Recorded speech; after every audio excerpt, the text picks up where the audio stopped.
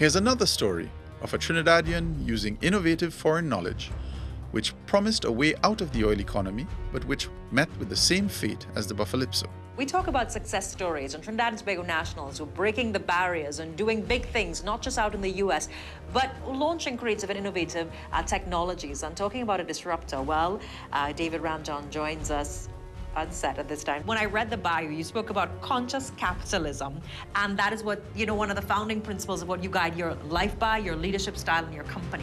But your decision to go to Texas and then be part of this company that is also taking algae and creating a whole set of products. So that in itself, how did you end up in this company? When I was working at the Environmental Management Authority here in Trinidad, after I had completed my studies, and I was put on a committee to look at alternative and renewable energy, really looking at ways to diversify away from oil and gas.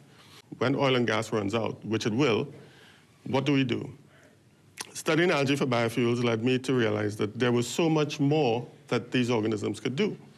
And I ended up looking at them for pretty much everything else, all the non-fuel products that you can make from algae. We are looking to apply algae as the solution, a sustainable solution for a post-petroleum world. I had started a project here in Trinidad back in 2013, presented it to the Exim Bank. Unfortunately, I wasn't able to secure the collateral needed to secure the loan from the Exim Bank. And eventually, what happened was the company in Texas is a company that I had identified whose technology was going to be used here. So I've been working with them since 2013, but as a Trinidadian, trying to do this here in Trinidad. And have you made any headway at all? None. Yeah. So fast forward to 2016. And the company says to me, well, we've seen what your business plan looks like. You're not making any progress in Trinidad. Why don't you come here and be our CEO?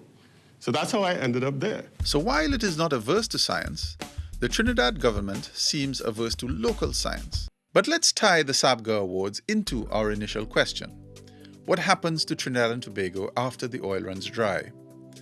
The correct answer will not rely on foreign investment.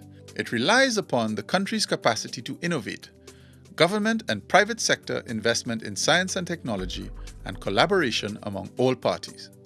Look at some data from the World Economic Forum. As Trinidad's per capita wealth has increased, its capacity to innovate has decreased. As the government has spent more money, the private sector has made more money, but the benefits do not redound to society. The solutions to these problems are complex. But first, they need a definition of the problem, which we've begun here, and we have presented one possible solution proposed by the Anthony and Sabga Caribbean Awards. Trust local knowledge, invest in it, and support it. The rewards will surprise you.